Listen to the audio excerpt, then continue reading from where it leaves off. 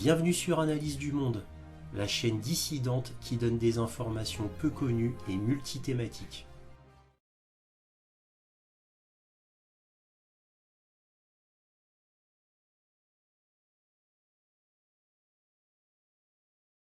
Bonjour à vous, bienvenue sur Analyse du Monde. Comme d'habitude, si cette vidéo vous plaît, un petit pouce, un abonnement, un commentaire pour me dire ce que vous en avez pensé. C'est important pour moi d'avoir votre opinion. Et éventuellement un petit don, lien dans la description.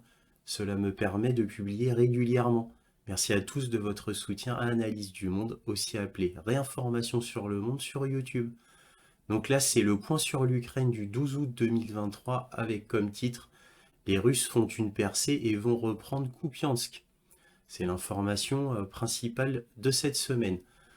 Comme d'habitude aussi, cette vidéo du point sur l'Ukraine est en 3 parties. On a l'introduction, les informations générales suivies de sa conclusion et enfin la carte militaire.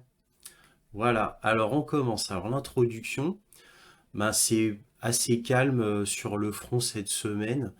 Alors évidemment, sauf dans 3 points qui sont les points principaux où ça ne peut pas être calme. Alors évidemment, si on commence par le nord, par Kupiansk, parce que évidemment c'est le titre, Artyomovsk, ex-Bakhmut et Orirov. Voilà, c'est là où ça chauffe le plus. Et je vous rappelle que c'est sur Orirov que les Ukrainiens veulent faire une percée pour atteindre Tokmak, ensuite Melitopol et enfin la mer d'Azov. C'est leur plan annoncé depuis 9 mois. Alors, il y a une grosse tentative, ça valait la peine de le noter, une grosse tentative de la part des forces ukrainiennes de traverser le Dniepr dans le sud, c'est-à-dire l'oblast de Kherson, donc par un contingent ukrainien, mais cet assaut a été repoussé par les Russes. On suppose que ça va être la dernière tentative, parce que là, c'était quand même une grosse équipée ukrainienne qui a été repoussée. Il y a eu énormément de morts, c'est une catastrophe, évidemment, parce que ça ne peut pas en être autrement, vu que les forces qu'ils envoient sont toujours bien trop petites, et comme toujours, mais ça c'est depuis le début de la guerre, toujours sans appui aérien, bien évidemment. L'aviation russe est de plus en plus audacieuse quant aux attaques aériennes sur les cibles ukrainiennes, du fait de l'épuisement maintenant évident du système antiaérien ukrainien. Donc ça faisait un moment que déjà c'était en épuisement, sauf que là maintenant c'est en épuisement total, même avec les systèmes occidentaux. Donc en gros là, l'aviation russe maintenant déploie son aviation, avant à déployer surtout ses hélicoptères de combat de loin, un petit peu son aviation, mais c'était quasiment que des Sukhoi 24. Et ils n'allaient pas très en profondeur. Maintenant, ils sont beaucoup plus audacieux, ils vont en profondeur avec leur aviation, ce qui est un fait nouveau. Alors, et bien sûr, comme je l'ai dit dans le titre, la percée russe dans le nord, à Kupiansk, ce qui amène Kiev à évacuer 11 000 personnes dans cette région. Donc c'est une évacuation obligatoire officiellement, et il y a énormément malgré tout d'Ukrainiens qui ne veulent pas obéir aux ordres et restent malgré tout dans leur maison, ce qui cause problème pour les Ukrainiens qui veulent, le gouvernement ukrainien qui veut absolument les évacuer. Tout simplement, ils veulent absolument les évacuer et c'est obligatoire parce qu'ils savent très bien que les Russes vont prendre Kupiansk, qui est une ville notable. Et comme ils le savent parfaitement, ils font cette évacuation massive et obligatoire. Ce qui est quand même un signe qu'ils savent très bien ce qu'il se passe sur le terrain quand même, malgré la propagande. Alors les informations générales. D'après le site web du ministère de la Défense russe, les pertes totales en soldats ukrainiens morts, donc sans compter les blessés, seraient de 43 000 depuis le 4 juin jusqu'au 31 juillet, soit pour 2 mois de combat. ce chiffre ne comprend pas les mercenaires étrangers blessés, ni les pertes infligées à l'arrière du front. Alors, je vais vous montrer un petit article afin que vous voyez par vous-même cela. Alors, ce qu'on peut dire avant, malgré tout, est-ce que les chiffres russes sont vrais? On ne sait pas, évidemment, mais même si ces chiffres étaient exagérés et que ce serait, disons, 30 000, c'est malgré tout colossal. Et pour quel résultat? Absolument aucun, puisque même si, encore une fois, les chiffres sont exagérés, il y a eu un nombre colossal de morts, comme d'habitude depuis le début de la guerre, vous allez me dire. Mais là, ça n'a jamais été aussi élevé en si peu de temps, en 2 mois. Les Russes disent 43 000, même si c'est 35 000, 30 000, ça reste absolument affreux et colossal. Regardons ça très vite. Alors voici l'article de Press TV. Que lit-on? 43 000 soldats ukrainiens tués depuis le début de la contre-offensive, selon la Russie. Donc ça date du 4 août. Donc on va pas tout lire hein, parce que c'est juste pour vous montrer un peu les chiffres russes. Donc l'armée ukrainienne a subi plus de 43 000 soldats tués depuis qu'elle a lancé sa poussée contre les positions russes il y a 2 mois, selon les estimations publiées vendredi par le ministère de la Défense russe. L'Ukraine a lancé sa contre-offensive très attendue début juin, mais elle n'a pas fait beaucoup de progrès depuis. Depuis le début de la soi-disant offensive, les forces armées ukrainiennes ont perdu plus de 43 000 soldats en juillet, a déclaré le ministère russe de la Défense dans un communiqué. Il a noté que le nombre n'inclut pas les mercenaires étrangers blessés, comme les soldats qui ont été neutralisés lors de frappes de haute précision à longue portée. C'est-à-dire, on ne compte pas aussi les morts dans l'arrière du front. Parce que tout simplement, le ministère de la Défense ne peut pas les compter, puisque c'est impossible, on ne peut pas le savoir. Ils peuvent compter que les morts sur le terrain découverts par les soldats russes. Le communiqué ajoute que Kiev a également perdu 76 systèmes d'artillerie M777 de fabrication américaine et 84 systèmes d'artillerie automoteur occidentaux au cours des 2 mois de son opération de contre-offensive. Alors les 84 systèmes d'artillerie automoteur, c'est les obusiers sur chenilles ou sur roues. Pas moins de 4900 unités d'équipements militaires différents ont été détruits sur la ligne de contact depuis le début de la contre-offensive de l'Ukraine, dont 1800 chars et véhicules de combat blindés, dont 25 léopards. Les 25 léopards 2, bien sûr, a également indiqué le ministère. Bon voilà, c'est pour dire que énormément de pertes évidemment, mais sans surprise, parce que même cela est dit dans des médias comme LCI, donc il n'y a pas vraiment de secret. Voilà, donc l'Occident a inondé l'Ukraine de milliards de dollars d'équipements militaires depuis que la Russie a lancé ce qu'elle a qualifié d'opération militaire spéciale dans l'est de l'Ukraine. Bon, après voilà, c'est le classique. Hein.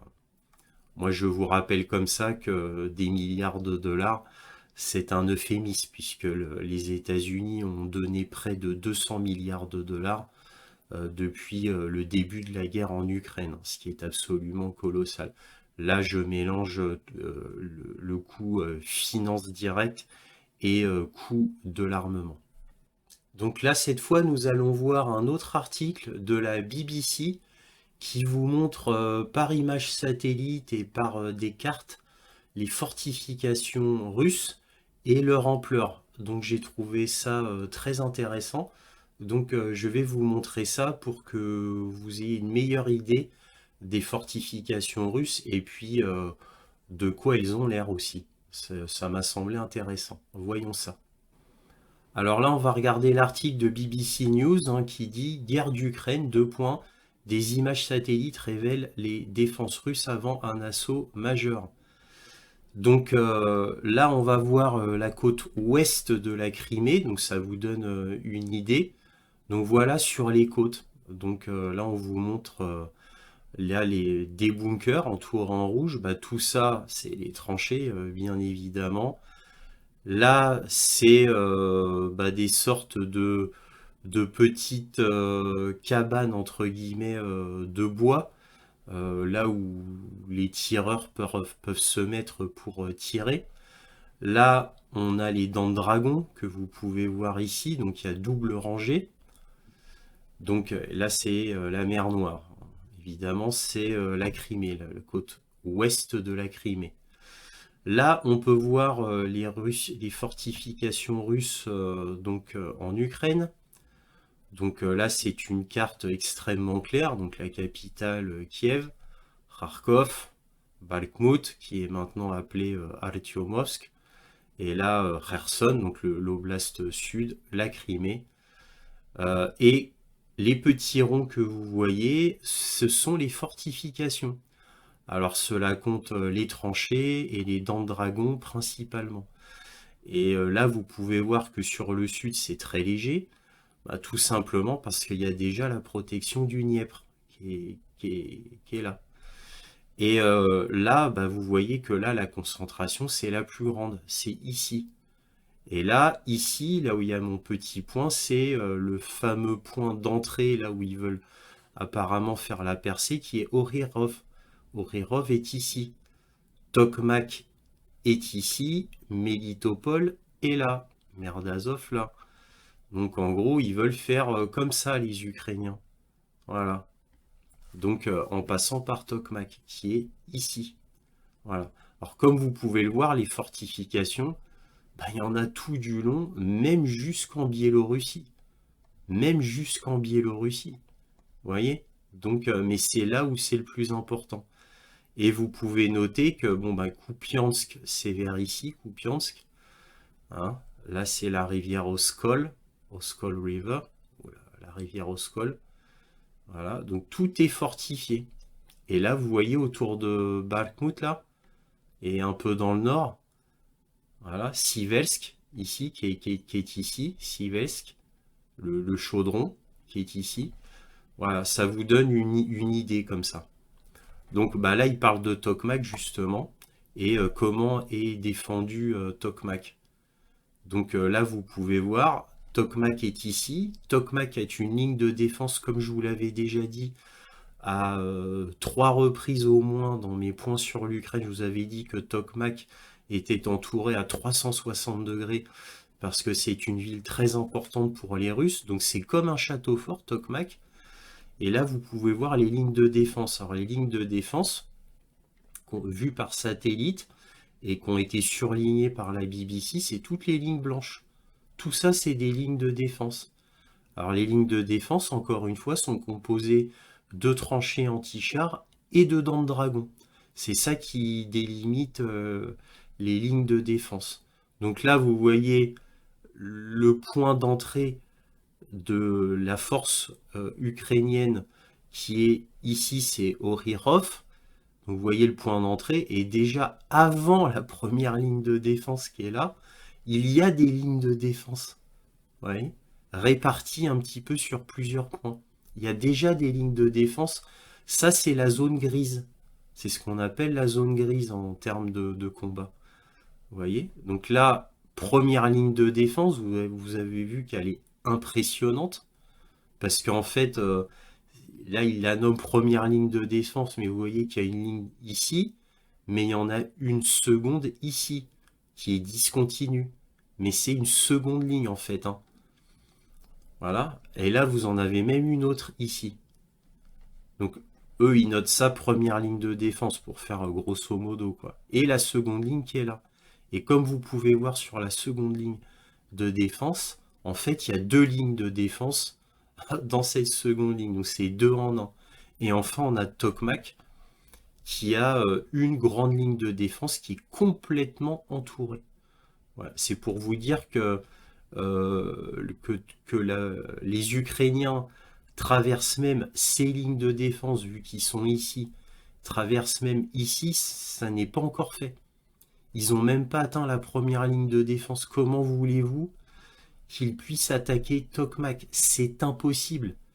c'est même pas peu probable, c'est strictement impossible. Donc évidemment dans les médias, on va pas vous le dire. Dans les médias, on vous dit quand même que c'est très difficile. Donc là, on vous détaille, toujours par vue satellite, les positions russes au niveau des fortifications. Donc là, on vous dit qu'il y a une tranchée anti-tank, et 250 mètres plus loin, on a 3 rangées dedans de dragons. Hein. Alors tout ça, c'est la ligne de défense. Ça, c'est une ligne de défense typique. Et là, évidemment, avec les 3 rangées, là, quand il y a 3 rangées, on sait que c'est la ligne de défense qui va de Zaporojye à Donetsk. C'est-à-dire là où il y a les 3 grands points offensifs ukrainiens, c'est entre Zaporojye et Donetsk.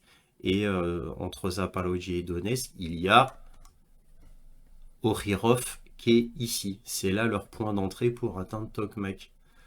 Donc 250 mètres entre la tranchée anti-tank et les dents de dragon. Les dents de dragon, vous voyez, il y a 3 rangées. Et là, c'est le réseau de tranchées. Là où il y a les hommes, donc 300 mètres après. Vous voyez? Et là, c'est des points de tranchées. On va dire, c'est pas des tranchées, ça, c'est des trous qui sont des fois mis avec comme des petites cabanes. Voilà, c'est comme de grosses tranchées avec des petites cabanes.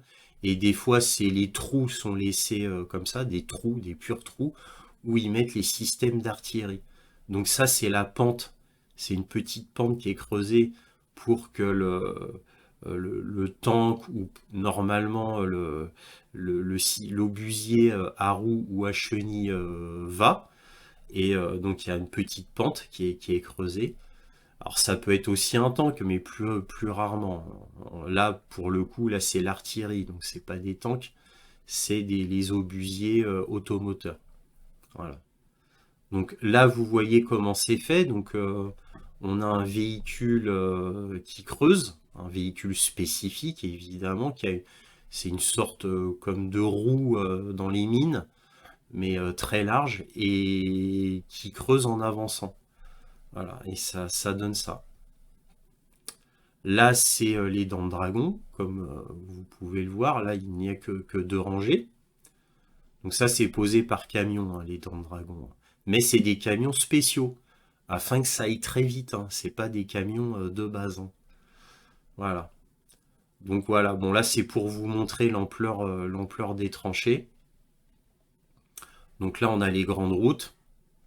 Et là, vous voyez les tranchées anti-tank. Voilà. Et il y a toujours, comme vous pouvez le voir, il y a toujours des tranchées anti-tank qui précèdent les tranchées normales, là où les hommes passent. Voilà. Donc là, on vous a montré simplement des endroits de positionnement où on fait feu avec l'artillerie, principalement. Mais quelquefois, quand les troupes ukrainiennes sont proches, c'est-à-dire en combat plus ou moins rapproché, il peut y avoir, comme je vous l'avais dit, des tanks. Parce que ça peut servir aussi de positionnement des tanks pour une éventuelle petite offensive. Voilà, n'oublions pas que les tanks ont une portée de tir d'environ 4 km. Tout du moins pour les tanks russes.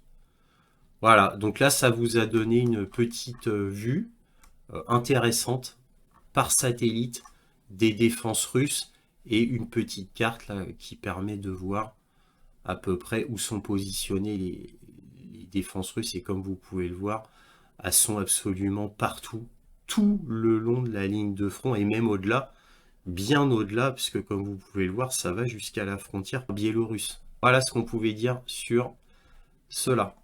Selon Scott Ritter, donc l'ex-inspecteur des armes à l'ONU, les 2 tiers des obus tirés par Kiev sont des obus à sous-munitions, tant le manque d'obus classiques est énorme. Alors je rappelle qu'en plus le Pentagone a râlé pour deux raisons.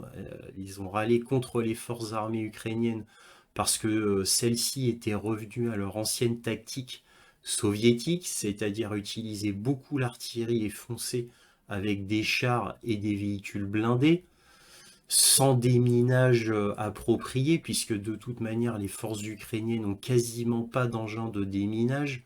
Ils en ont, aux dernières nouvelles, ils n'en ont que 3, ce qui est absolument ridicule sur un front qui fait environ 950 km. Donc c'est complètement ridicule. Alors évidemment, les Russes les bombardent avec des Lancet 3, parce que le peu d'engins de déminage qu'ils ont sont particulièrement visés par les Russes, bien évidemment. Donc les Ukrainiens font cela. Donc le Pentagone râle en disant qu'ils dépensent des milliards en logistique pour les faire venir en Allemagne, en Angleterre, aux États-Unis pour être formés aux tactiques otaniennes. Ils reviennent sur le front et ils oublient tout et ils refont leur ancienne tactique du 4 juin.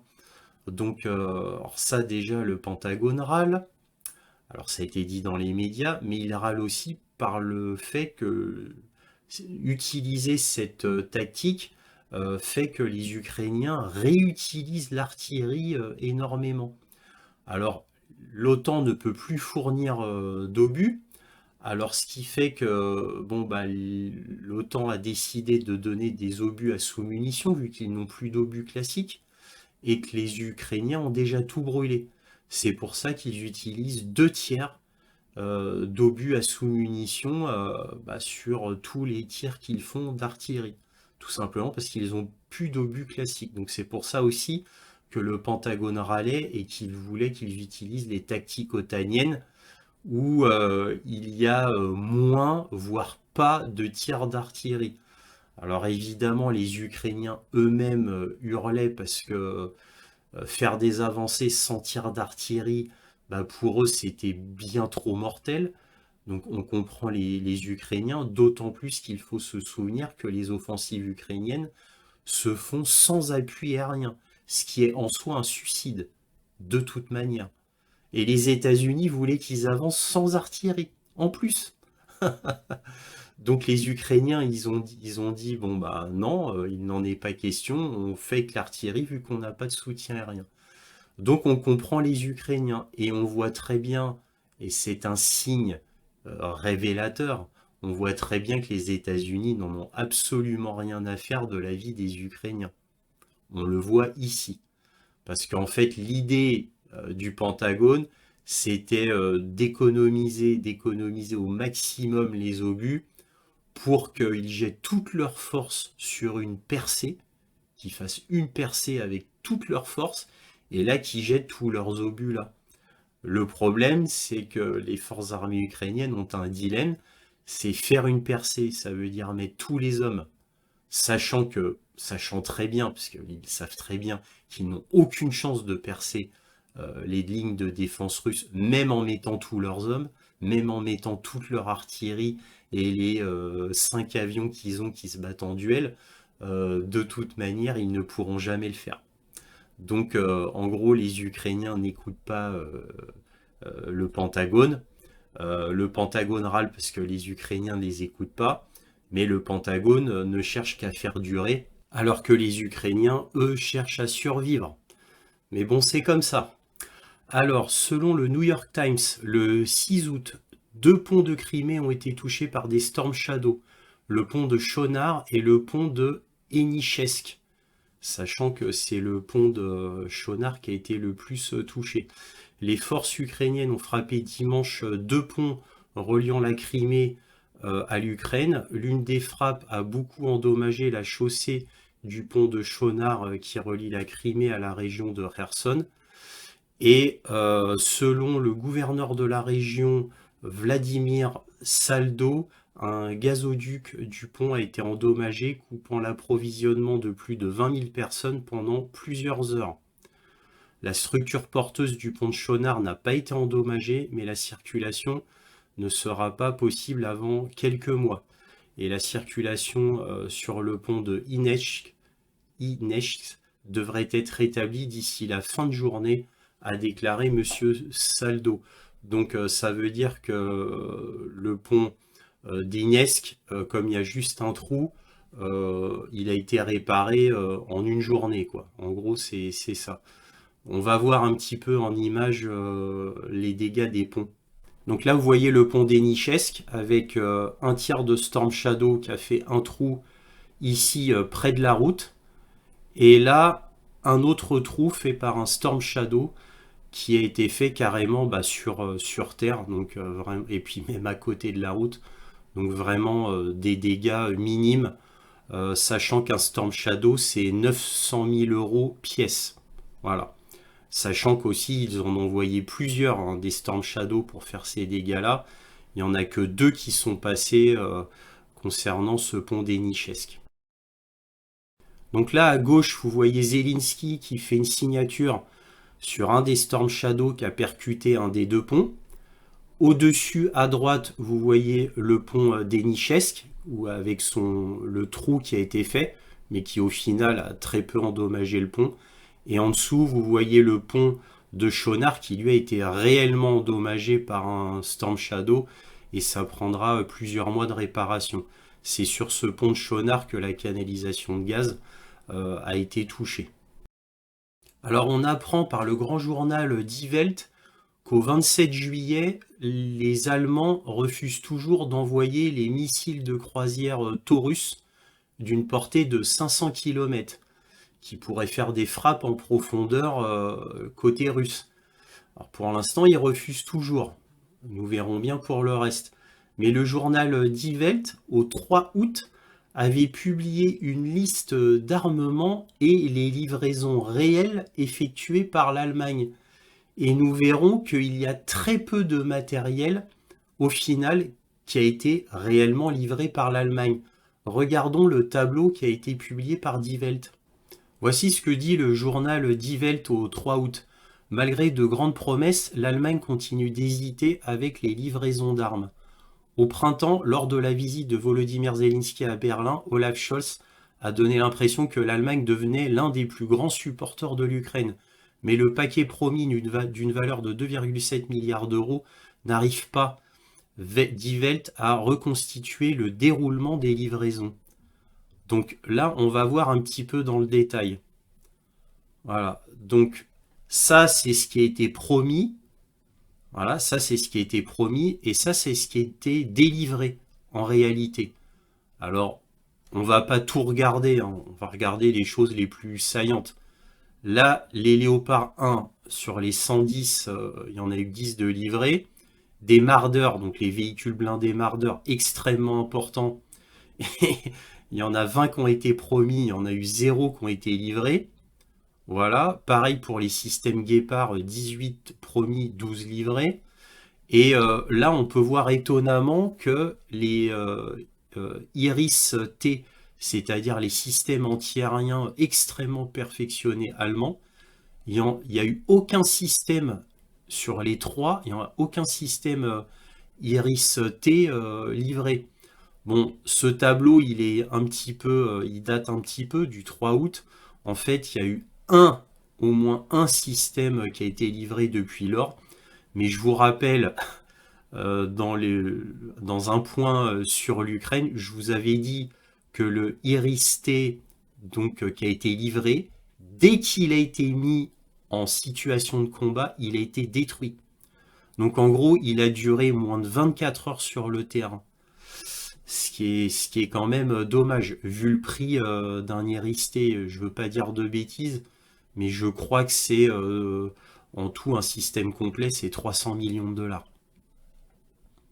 Bref, donc que voit-on d'autre? On voit que bon, des systèmes n'ont pas été livrés comme promis, hein. Vous voyez, des Vector 357, il y en a eu 27. Bon, là, on voit des détecteurs de drones 3 sur 3. Bon, là, ils ont tout livré, effectivement. Là, on voit des obus de 155 mm. Il y en a eu 26 350 qui ont été promis. Il y en a eu 850 de livrés. Mais c'est la honte. Les munitions, c'est-à-dire des des obus pour les Léopard 1 et les munitions pour les Marder, date indéterminée. Vous voyez? Vous voyez? Par contre, les rations de survie, les 11 000 promis, ils ont livré toutes les rations de survie. Donc vous pouvez voir que vraiment, au niveau de ce que dit l'Allemagne et de ce qu'elle livre, vraiment, c'est honteux. C'est absolument honteux. Mais on savait que l'Allemagne était réticente à livrer des armes à l'Ukraine, il est vrai. Toujours concernant le manque de moyens ukrainiens, d'après The Wall Street Journal, l'Ukraine peine à payer ses soldats alors que les fonds occidentaux tardent à arriver. Kiev est obligé d'imprimer de l'argent pour couvrir le coût de la défense contre l'invasion russe, qui a frappé l'économie ukrainienne. On lit aussi, tout en bas, le ministre ukrainien des Finances Serhiy Marchenko dit qu'il passe une grande partie de son temps à exhorter les gouvernements occidentaux à agir plus rapidement. C'est un énième signe de la défaite proche ukrainienne. Là, c'est les signaux d'alerte n'arrêtent pas d'arriver.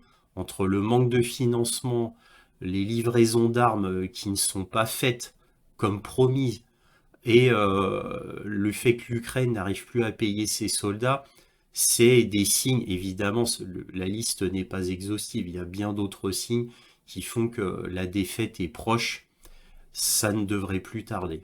Là maintenant, je vais vous montrer deux articles très intéressants. Un de Sputnik News, bon, pro-russe, et un de Ukrinform, qui est un des journaux principaux d'Ukraine, pro-ukrainien bien évidemment. Et vous allez voir un style de propagande qui est tellement typique que j'ai pas résisté, je vais quand même vous le montrer. Alors vous vous souvenez, il y a des mois de cela, les Russes avaient dit, quand tout est pour tout, depuis le début de la guerre, donc du 24 février 2022, ils avaient fait environ 100 000 morts côté ukrainien. Ensuite, peu de temps après, les Ukrainiens ont dit oui, nous, on a fait 100 000 morts côté russe. Cela avait été repris par le général Miley, qui avait dit quelques jours après la déclaration du ministère de la Défense ukrainien, il avait dit oui, il y a eu effectivement 100 000 morts côté ukrainien, mais il y a eu 100 000 morts côté russe. Et le général Miley, qui avait fait cette déclaration au New York Times, eh bien, avait repris les mêmes chiffres côté ukrainien et côté russe, comme ça il ne se mouillait pas. Donc, bien sûr, maintenant qu'on sait que les chiffres côté ukrainien depuis le début de la guerre, d'après le colonel McGregor, ce serait plutôt 400 000 morts côté ukrainien. Je vous avais dit dans un point sur l'Ukraine la semaine dernière que en réalité, bon, quoi, les derniers chiffres qu'on avait, c'était 350 000, 360 000 morts côté ukrainien. Bon, le colonel McGregor, lui, il pousse à 400 000. Maintenant, on ne sait pas où est exactement la vérité, les vrais chiffres, bien évidemment. Mais d'après tous les rapports que je lis, il y a un consensus général, évidemment, on va dire pro-russe, pour dire qu'il y a environ 350 000 morts, mais vraiment de soldats morts côté ukrainien, voire 400 000 d'après certains. Alors, faut savoir que le colonel McGregor, lui, il a des contacts au Pentagone et il tire ses chiffres de ses contacts au Pentagone. Le colonel McGregor, faut quand même le rappeler, hein. Et à chaque fois, le colonel McGregor ne s'est pas trompé, ou de quelques pourcents près. Mais voilà, les tendances qu'il donne, les chiffres, grosso modo qu'il donne, sont toujours vrais, à chaque fois. Donc, ce qui est quand même intéressant à rappeler. Bon, là, je vais vous montrer ces deux articles et vous allez voir donc l'inversion accusatoire, l'inversion des réalités, qui est vraiment tellement énorme que ça valait le coup de vous montrer ça. Alors là, vous pouvez voir l'article de Sputnik International, bien évidemment pro-russe. Donc, on a au 4 août, comme vous pouvez le voir, l'Ukraine perd plus de 43 000 soldats depuis le début de la contre-offensive. d'après le ministère de la Défense russe. C'est-à-dire depuis le 4 juin, très exactement. Donc l'Ukraine a lancé sa contre-offensive tant vantée depuis juin. Le président ukrainien Zelensky a admis que les progrès étaient plus lents que souhaité. Le ministère russe de la Défense a déclaré que les troupes ukrainiennes avaient tenté, mais en vain, d'avancer dans les secteurs du sud de Donetsk, Artyomovsk, donc ex-Bakhmut, et de Zaporojye. Je vous ai dit, le front où ça chauffe le plus, c'est entre Zaporojye et Donetsk, comme je vous le dis toutes les semaines. Voilà, donc là, depuis le début de la soi-disant offensive, les forces armées ukrainiennes ont perdu plus de 43 000 soldats entre juin et juillet. Ce nombre n'inclut pas les blessés qui ont été évacués vers des hôpitaux en Ukraine et à l'étranger, les mercenaires étrangers, ainsi que les soldats qui ont été neutralisés lors de frappes à longue portée et de haute précision dans les zones arrières, a déclaré le ministère. S'ensuit ce que je vous avais déjà dit, qui avait également perdu 76 systèmes d'artillerie, c'est-à-dire les obusiers américains M777. Ceux-là ne sont pas autopropulsés, il faut un camion pour les tirer. Et 84 systèmes d'obusiers automoteurs qui, eux, sont montés sur roues ou sur chenilles. Mais pour les occidentaux, en général, ils sont montés sur chenilles. En général. Voilà, donc vous voyez, ça c'est au 4 août. Ministère de la Défense dit 43 000 morts de soldats ukrainiens depuis le début de la contre-offensive, c'est-à-dire les morts de juin et de juillet. Ensuite, on va sur Ukraine Inform, du 12 août, c'est-à-dire 8 jours plus tard. Donc 8 jours plus tard, Ukraine Inform, qui est un des journaux ukrainiens, donc évidemment pro-ukrainien, ça va de soi, et que lit-on 8 jours après la déclaration du ministère de la Défense russe, près de 43 000 morts militaires russes en Ukraine, du 24 février au 11 août. Donc, pas exactement à 10 jours près, c'est quasiment le même moment que les Russes annoncent. Donc, du 24 février au 11 août, 43 000 morts. Voilà. Et c'est 8 jours après la déclaration du ministère de la Défense russe, qui a été repris par Sputnik International. Vous voyez? Et c'est toujours comme ça. C'est toujours une inversion. La première grande inversion des réalités, c'était le général Mark Milley qui, au New York Times, avait dit il y a des mois et des mois de cela qu'il y avait effectivement eu 100 000 soldats morts ukrainiens, mais attention, il y a eu aussi 100 000 soldats morts russes au même moment. Ça, c'était le Pentagone qui disait ça. Donc ils avouaient, parce qu'il y avait une telle pression médiatique en disant ouais quand même, on entend de plus en plus 100 000 soldats ukrainiens morts. Alors ils étaient obligés, pour leur réputation, de dire, et leur crédibilité, de dire oui bon, ok, on a eu 100 000 soldats ukrainiens morts, mais il y a eu 100 000 soldats russes aussi. Je ne sais pas si vous vous souvenez de ça, bon, ceux qui me suivent le savent parfaitement. Et souvenez-vous aussi, je l'avais mis dans un point sur l'Ukraine, bon malheureusement il y a des mois, où Ursula von der Leyen, elle avait déclaré au monde entier devant les caméras qu'il fallait absolument donner des subsides à l'Ukraine parce qu'il y avait 100 000 soldats ukrainiens de tués. Et ça, c'était Ursula von der Leyen.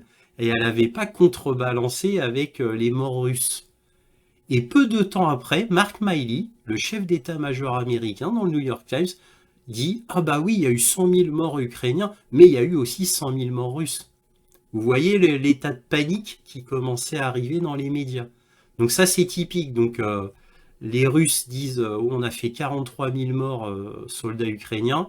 Les Ukrainiens disent 8 jours après, on a fait 43 000 morts côté russe. Vous voyez, c'est typique.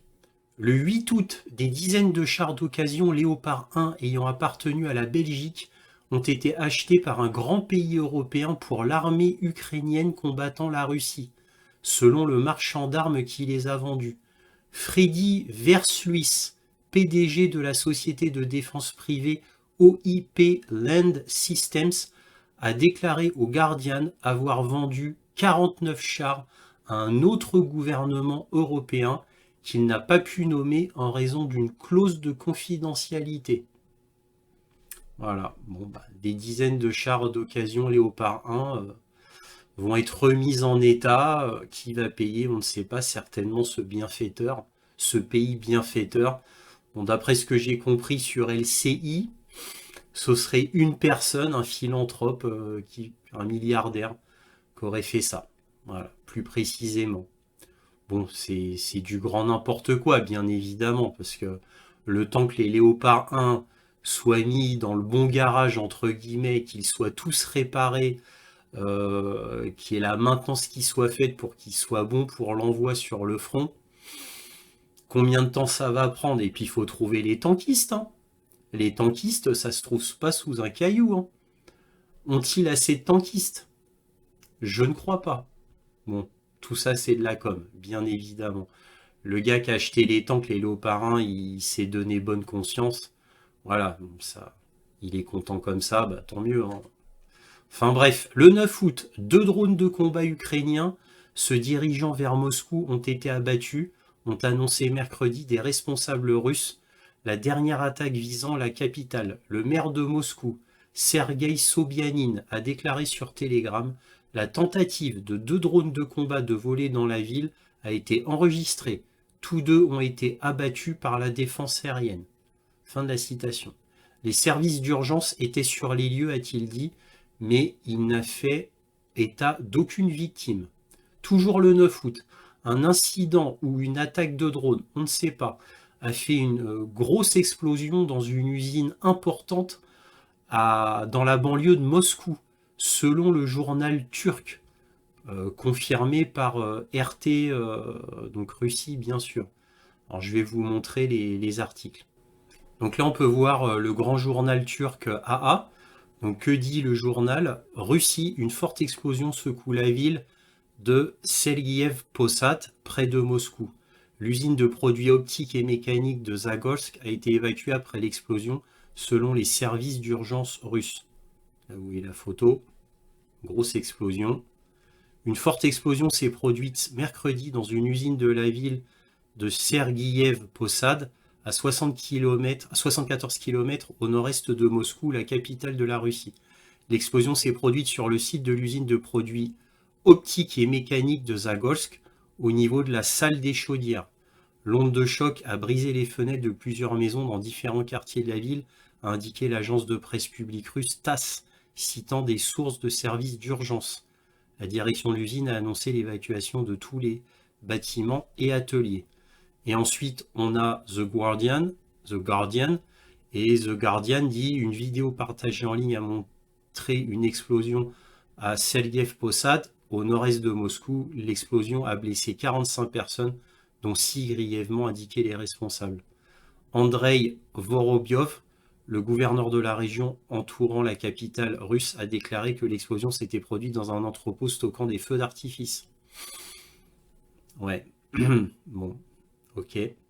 L'agence de presse russe TASS affirmait que les services d'urgence avaient découvert que l'explosion s'était produite dans la zone de la chaufferie. Alors on sait, c'est quoi? Entrepôt stockant des feux d'artifice ou la chaufferie? Voilà. Et cependant, il y a d'importantes spéculations, notamment du conseiller politique ukrainien Anton Galechenko, selon lesquelles l'usine optique mécanique de Zagorsk a été utilisée pour fabriquer des produits militaires, peut-être des chars. Bon, je vous montre la vidéo et je vous dis ce que j'en pense après, vite fait.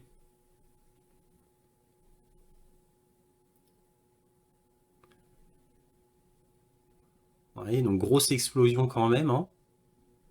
C'est pas une petite explosion, hein.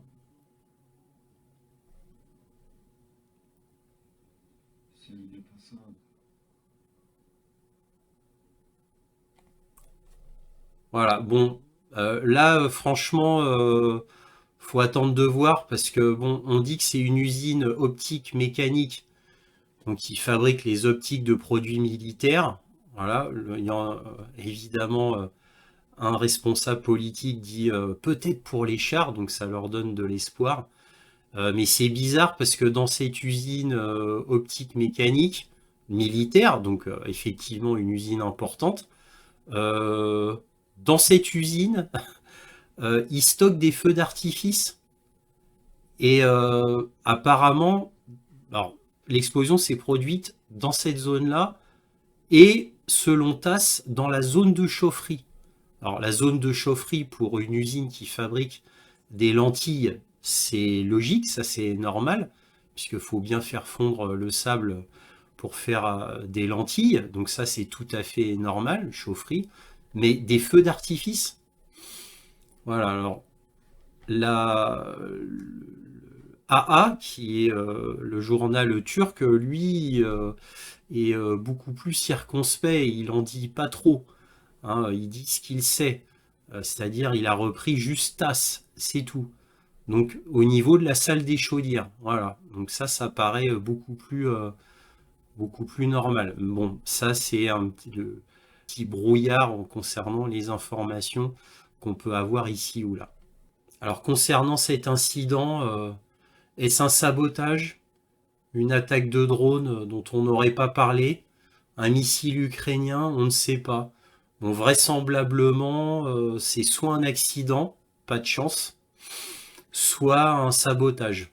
À mon avis, le plus probable, c'est le sabotage, mais ce n'est que mon avis. Bref, même jour encore, les forces ukrainiennes ont tenté de traverser le fleuve Dniepr. Des blogueurs militaires russes ont rapporté que jusqu'à 7 bateaux, chacun transportant 6 à 7 personnes, avaient atteint mardi le village de Kozachi-Lahéry, à l'est de la ville de Kherson, et avaient franchi les lignes défensives russes.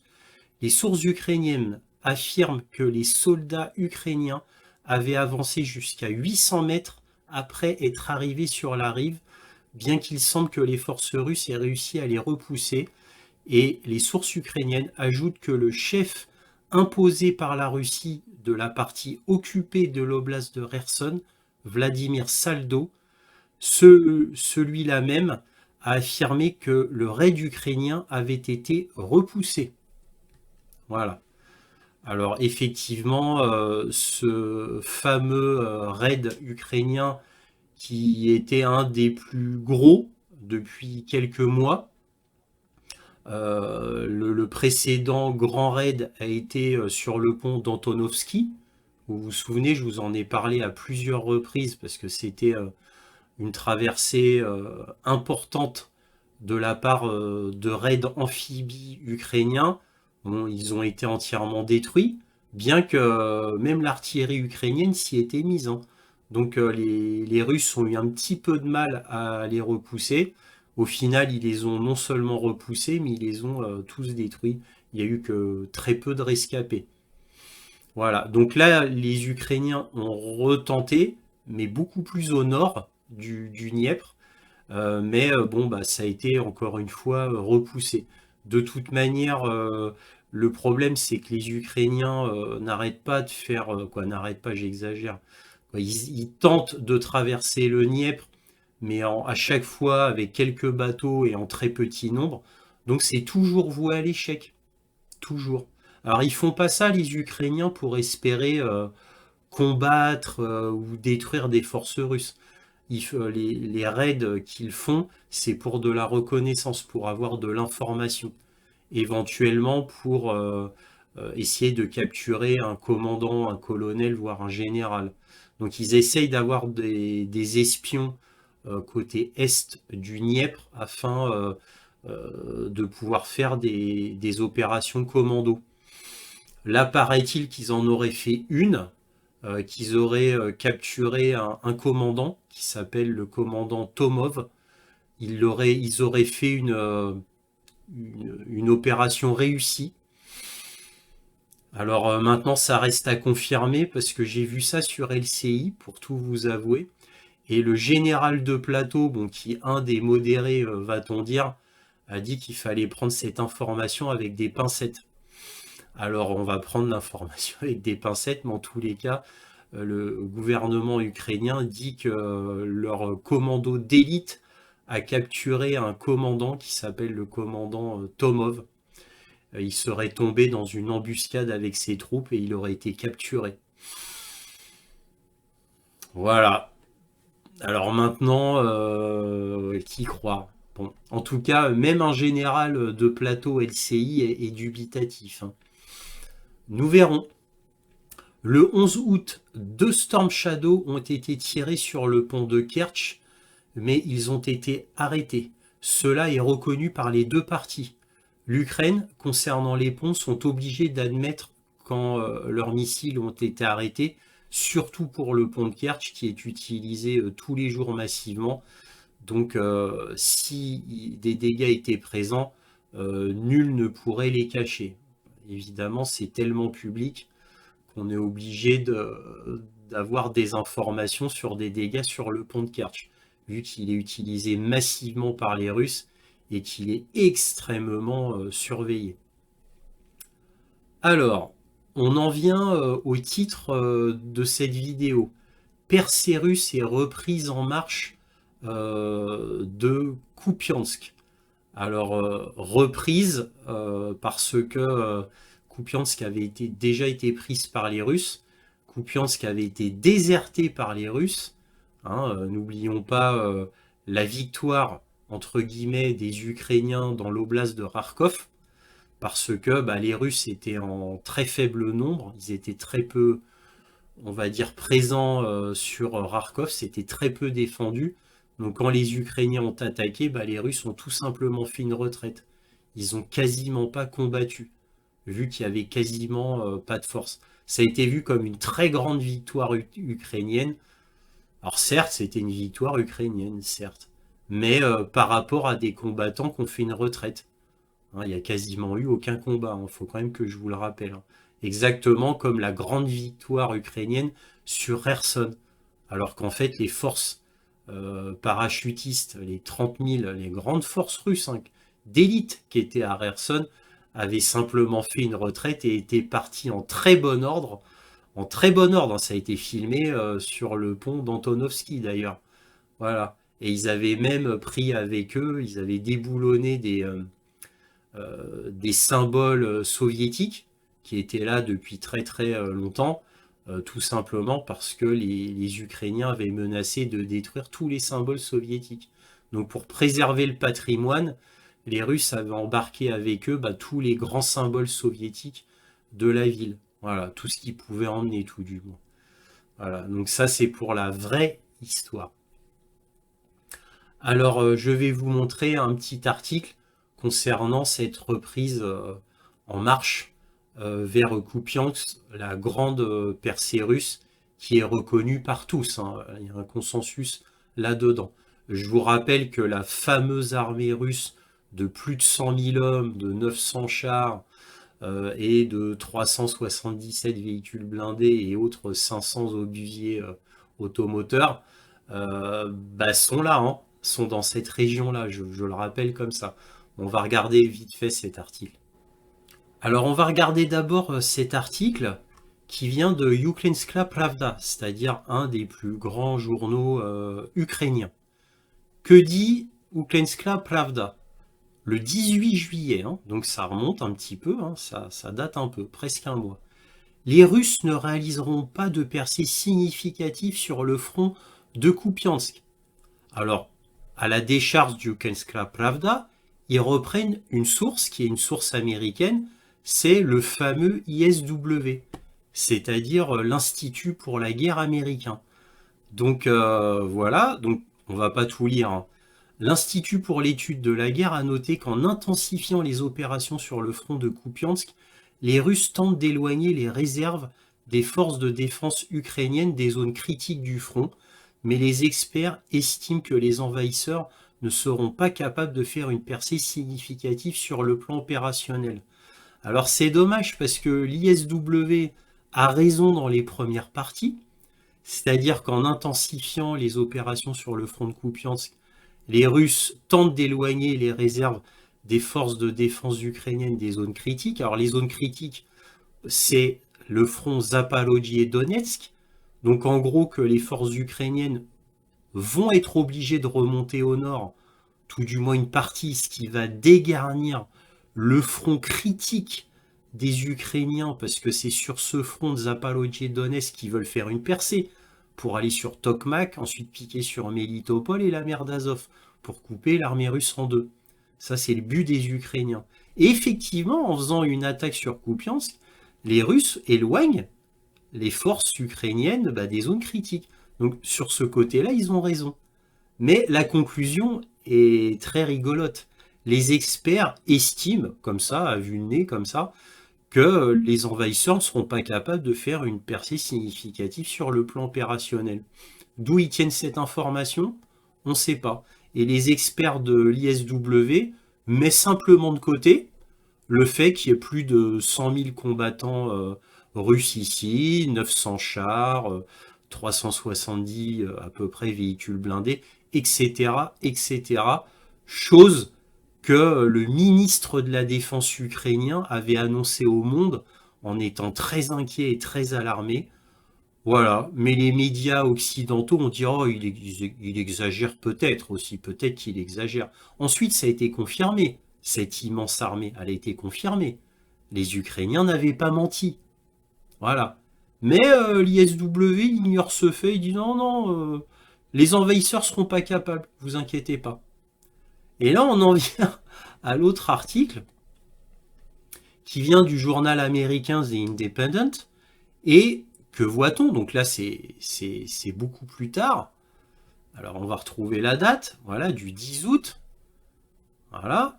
Et que voit-on?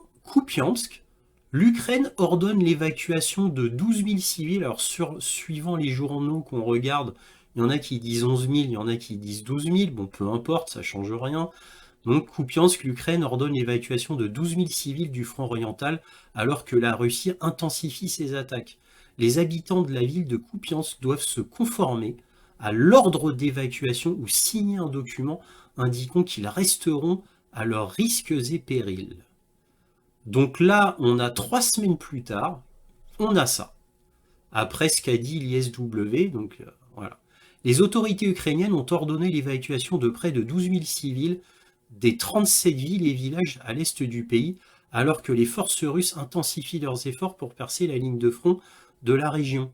L'administration militaire locale du district de Kupiansk de la province de Kharkov a déclaré que les habitants devraient se conformer à l'ordre d'évacuation ou signer un document indiquant qu'ils resteraient à leurs risques et périls. Voilà. Donc mercredi, la vice-ministre ukrainienne de la Défense, Anna Maliar, a déclaré que l'intensité des combats et des bombardements ennemis est élevée dans la région. Voilà. Donc ça, c'était 3 semaines après l'analyse expert de l'ISW, qui, je vous le dis franchement, des fois fait même rigoler certains généraux de plateau sur LCI. Car oui, je fais ma séance de torture quotidienne en regardant tous les jours LCI. Même LCI, des fois, quand même, doute de ce que dit l'ISW. C'est pour vous dire à quel point, pour que LCI doute, quoi, les généraux de plateau, c'est pour vous dire à quel point les bêtises énormes qu'ils peuvent dire. Puisque de toute manière, à chaque fois que l'ISW dit quelque chose, c'est soit un gros mensonge, soit il se plante complètement. Donc c'est pour ça que maintenant, même LCI les prend plus tellement au sérieux. Alors qu'avant, c'était parole d'évangile. Hein. Avant, ISW, c'était parole d'évangile, hein, parce que c'était soi-disant quelque chose de référence. Bon, vous voyez, alors maintenant, on en vient à ma toute petite conclusion sur le sujet. Vous vous doutez bien que si le gouvernement ukrainien évacue de manière obligatoire 12 000 civils, c'est la première fois qu'ils font ça. Donc, tout le monde dit que Kupiansk va être pris. Tout le monde. Maintenant, il n'y a plus aucun doute dessus. Les médias commencent à l'admettre de plus en plus. Il ne faut pas oublier que l'armée russe n'est qu'à quelques kilomètres de Kupiansk. Voilà. Alors, à un moment donné, moi j'ai lu qu'ils étaient à environ 1 kilomètre, mais en gros, d'après les messages télégrammes russes, alors je dis bien russes, alors bon, est-ce vrai, est-ce faux? Mais moi, parce que moi j'ai beaucoup de rapports sur le terrain côté russe, principalement de ma source de référence Slaviangrad.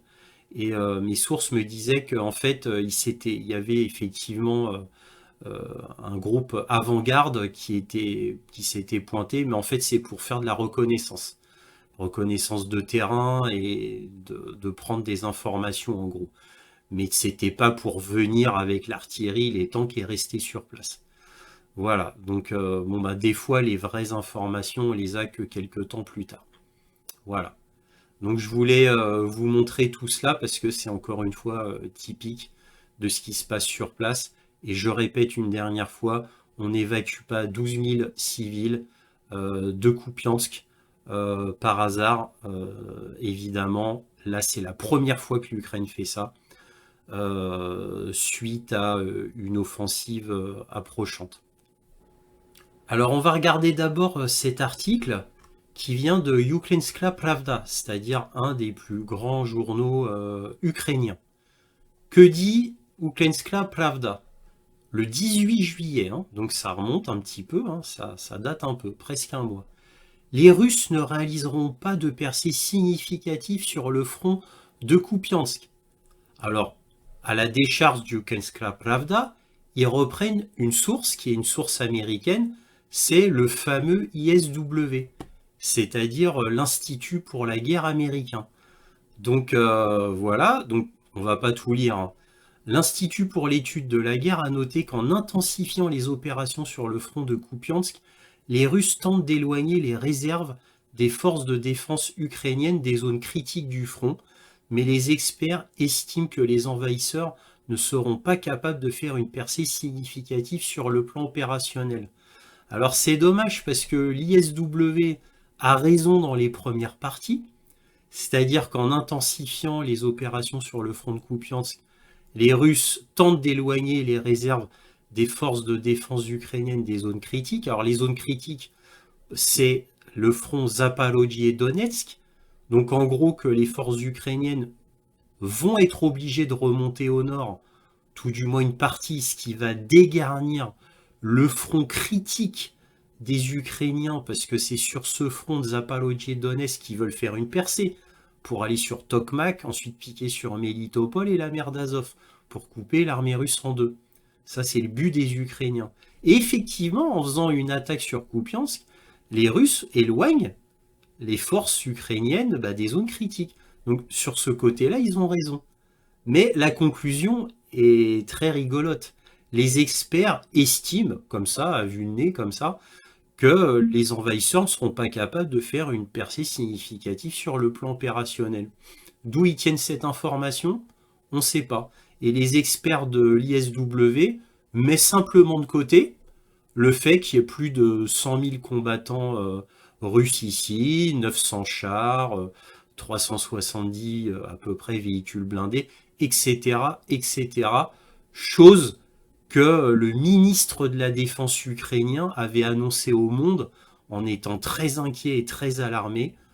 Voilà, mais les médias occidentaux ont dit « Oh, il exagère peut-être aussi, peut-être qu'il exagère ». Ensuite, ça a été confirmé, cette immense armée, elle a été confirmée. Les Ukrainiens n'avaient pas menti. Voilà. Mais l'ISW ignore ce fait, il dit « Non, non, les envahisseurs ne seront pas capables, vous inquiétez pas ». Et là, on en vient à l'autre article qui vient du journal américain The Independent. Et que voit-on? Donc là, c'est beaucoup plus tard. Alors, on va retrouver la date, voilà, du 10 août. Voilà. Et que voit-on? Kupiansk.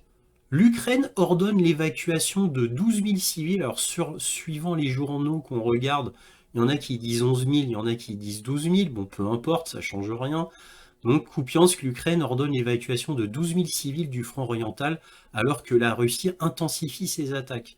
Les habitants de la ville de Kupiansk doivent se conformer à l'ordre d'évacuation ou signer un document indiquant qu'ils resteront à leurs risques et périls. Donc là, on a 3 semaines plus tard, on a ça. Après ce qu'a dit l'ISW, donc voilà. Les autorités ukrainiennes ont ordonné l'évacuation de près de 12 000 civils des 37 villes et villages à l'est du pays, alors que les forces russes intensifient leurs efforts pour percer la ligne de front de la région. L'administration militaire locale du district de Kupiansk de la province de Kharkov a déclaré que les habitants devraient se conformer à l'ordre d'évacuation ou signer un document indiquant qu'ils resteraient à leurs risques et périls. Voilà. Donc mercredi, la vice-ministre ukrainienne de la Défense, Anna Maliar, a déclaré que l'intensité des combats et des bombardements ennemis est élevée dans la région. Voilà. Donc ça, c'était 3 semaines après l'analyse expert de l'ISW, qui, je vous le dis franchement, des fois fait même rigoler certains généraux de plateau sur LCI. Car oui, je fais ma séance de torture quotidienne en regardant tous les jours LCI. Même LCI, des fois, quand même, doute de ce que dit l'ISW. C'est pour vous dire à quel point, pour que LCI doute, quoi, les généraux de plateau, c'est pour vous dire à quel point les bêtises énormes qu'ils peuvent dire. Puisque de toute manière, à chaque fois que l'ISW dit quelque chose, c'est soit un gros mensonge, soit il se plante complètement. Donc c'est pour ça que maintenant, même LCI les prend plus tellement au sérieux. Alors qu'avant, c'était parole d'évangile. Hein. Avant, ISW, c'était parole d'évangile, hein, parce que c'était soi-disant quelque chose de référence. Bon, vous voyez, alors maintenant on en vient à ma toute petite conclusion sur le sujet. Vous vous doutez bien que si le gouvernement ukrainien évacue de manière obligatoire 12 000 civils, ben, c'est la première fois qu'ils font ça. Donc tout le monde dit que Kupiansk va être pris. Tout le monde. Maintenant, il n'y a plus aucun doute dessus. Les médias commencent à l'admettre de plus en plus. Il ne faut pas oublier que l'armée russe n'est qu'à quelques kilomètres de Kupiansk. Voilà. Alors à un moment donné, moi j'ai lu qu'ils étaient à environ 1 kilomètre, mais en gros, d'après les messages télégrammes russes, alors je dis bien russes, alors bon, est-ce vrai, est-ce faux? Mais moi, parce que moi j'ai beaucoup de rapports sur le terrain côté russe, principalement de ma source de référence Slaviangrad. Et mes sources me disaient qu'en fait, il y avait effectivement un groupe avant-garde qui s'était pointé, mais en fait, c'est pour faire de la reconnaissance. Reconnaissance de terrain et de prendre des informations en gros. Mais c'était pas pour venir avec l'artillerie, les tanks et rester sur place. Voilà, donc bon bah des fois les vraies informations on les a que quelques temps plus tard. Voilà.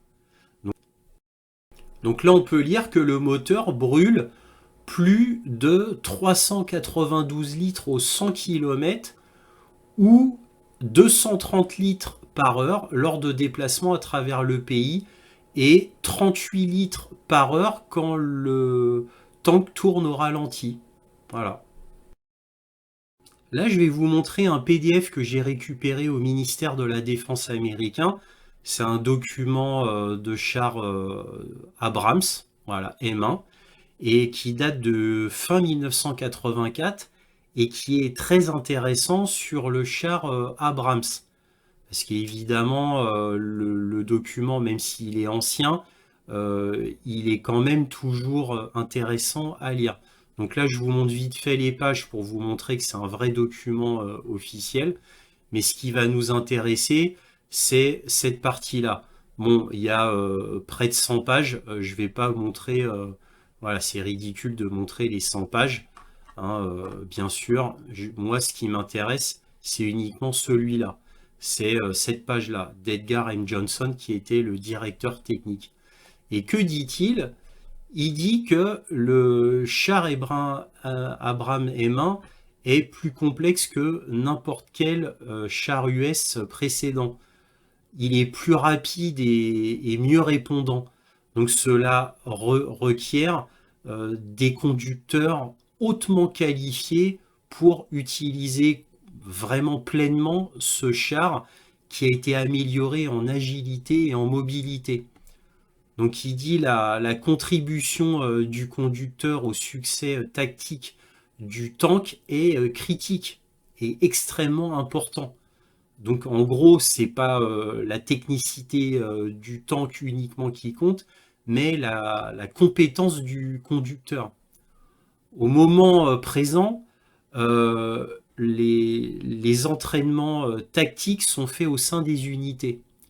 Mais auparavant, c'est-à-dire avant l'entraînement des unités, il est obligatoire que les conducteurs soient effectivement entraînés sur comment opérer le tank dans différents terrains de manœuvre, hein, différents théâtres d'opération et dans des conditions de météo différentes.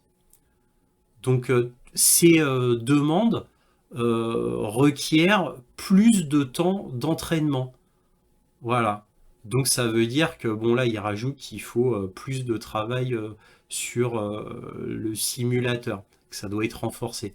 Mais en gros, donc il dit que le char Abrams est très complexe et qui demande des conducteurs, des tankistes hautement compétents. Donc c'est pas en quelques semaines qu'on trouve cette compétence. Et d'ailleurs, on va regarder un autre site pour cela.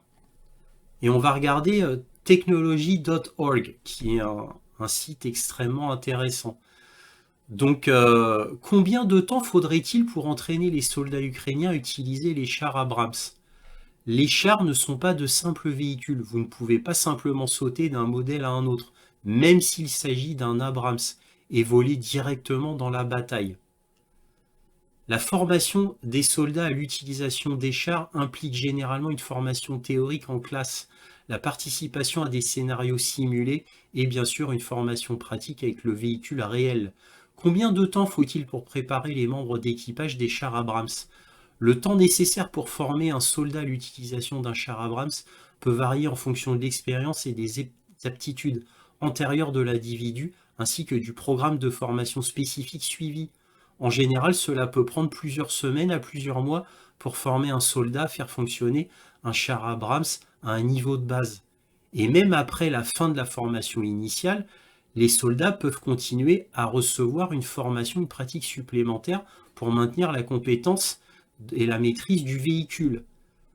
Donc, pour quelqu'un qui est déjà tankiste, faut plusieurs semaines à plusieurs mois pour former un char Abrams au niveau de base. Voilà, parce que là, on parle du cas de l'Ukraine, avec des soldats ukrainiens. Donc, on ne prend pas quelqu'un voilà, de la rue comme ça qui n'y connaît rien. Voilà, on prend quelqu'un à faire fonctionner un Abrams à un niveau de base, faut plusieurs semaines à plusieurs mois. Dans le cas de l'Ukraine, l'entraînement à l'utilisation des chars américains Abrams poserait également une question sur l'emplacement des terrains d'entraînement. Effectuer des entraînements sur le territoire des États-Unis serait une option très tentante mais peu efficace à long terme, car l'objectif est d'atteindre la plus grande autonomie possible pour l'armée ukrainienne.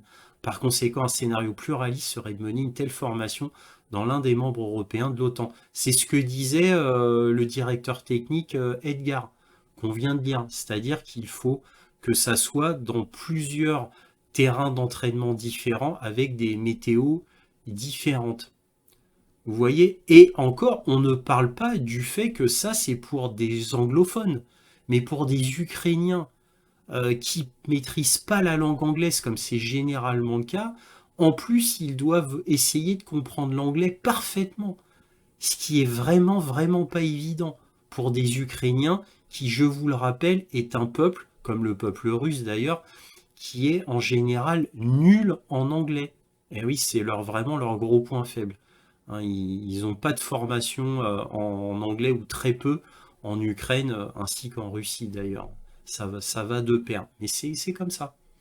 Donc, pour vous dire que la formation, ça, il faut en parler quand même. Il suffit pas de recevoir 31 tanks.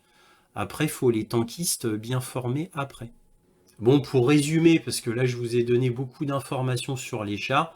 Pour résumer, les chars Abrams sont les tanks les plus complexes du monde qui demandent des tankistes très qualifiés pour pouvoir les utiliser sur le terrain. Et en plus, il faut des techniciens de maintenance ultra qualifiés pour gérer la maintenance du tank Abrams qui est assez fragile et qui est très complexe, qui demande une chaîne de maintenance très lourde, avec beaucoup de camions, beaucoup de pièces de rechange. Et en plus de ça, le tank Abrams a un handicap, qui est aussi son avantage, qui est son moteur turbo. Alors c'est un moteur, en anglais on dit jet engine, c'est-à-dire c'est comme un petit moteur d'avion qui est à l'intérieur. Donc c'est un moteur à turbine, qui est extrêmement spécifique, qui consomme énormément d'essence aussi. Ça il faut le dire. Donc en gros, si on résume, faut une longue chaîne de maintenance, c'est-à-dire beaucoup de techniciens donc sur place. Alors quand je dis sur place, quelques-uns qui accompagnent le tank pour des réparations d'urgence, pour que le tank puisse éventuellement, si possible, être amené à la base pour être réparé. Donc il faut des camions pour cela, avec des pièces de maintenance. Il faut plusieurs camions de diesel très spécifique, ultra raffiné pour ce tank-là. Et oui, donc c'est pas n'importe quelle essence. Alors on peut mettre n'importe quel type d'essence dans un tank Abrams, c'est son avantage. Il est très adaptable au niveau de l'essence, mais le problème c'est qu'il va fonctionner beaucoup moins bien et le moteur va vite s'encrasser si c'est pas du super diesel qui est mis dedans. Ça, faut le savoir. Et sans compter la formation, bien évidemment, des tankistes. Donc, en gros, vous avez compris l'image générale, on oublie les tanks. C'est d'un ridicule total, exactement comme les F-16. C'est d'un ridicule total. Bien évidemment, ce sera un gouffre financier, un gouffre logistique. En fait, je suis sûr que Zaloujny n'en voudrait même pas des tanks.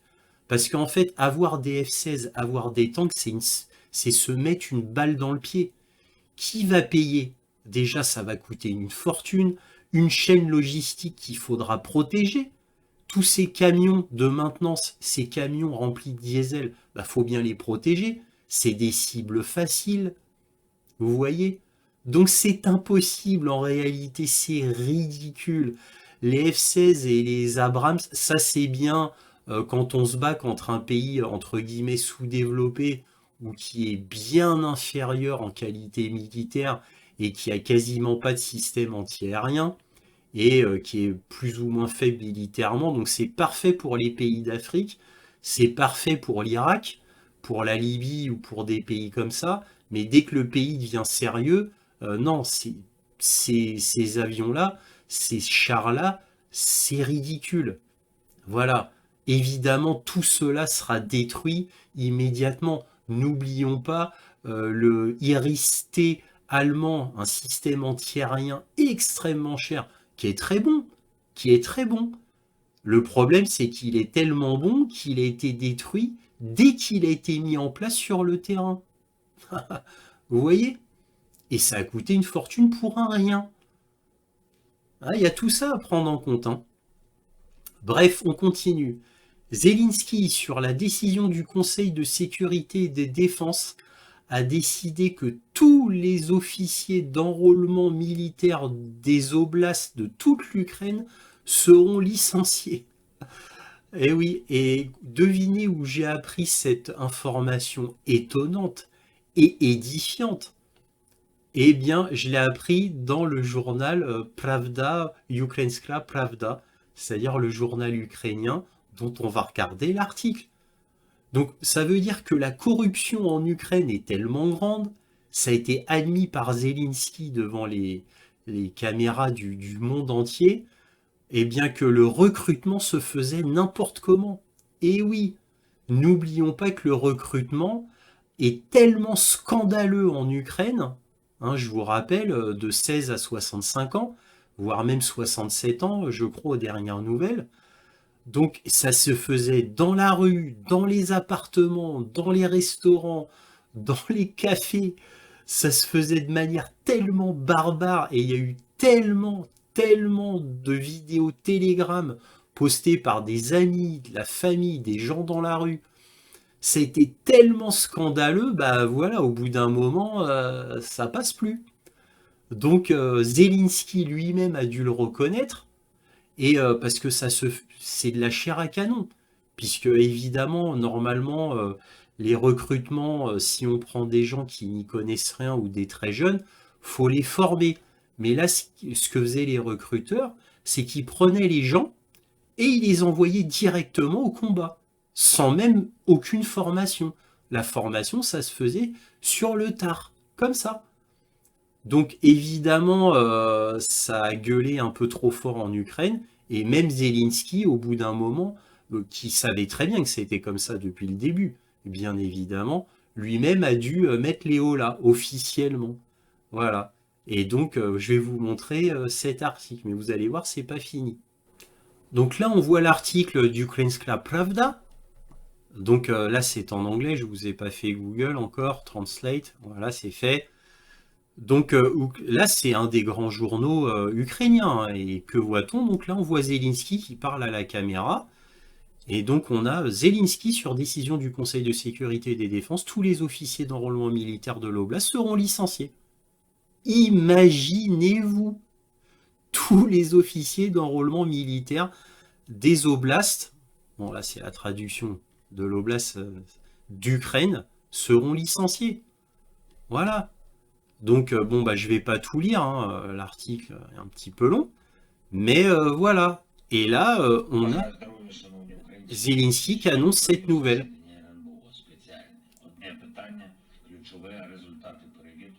Voilà, bon, on arrête là. C'est juste pour vous montrer que ça a été même repris par un journal ukrainien.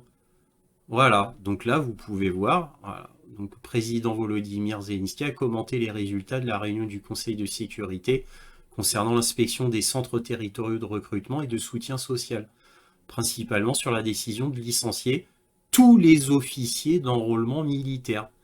Voilà, et il a posté ça sur son Facebook. Voilà. Donc, que dit Zelensky? Sa citation: nos décisions, nous licencions tous les officiers d'enrôlement militaire régionaux.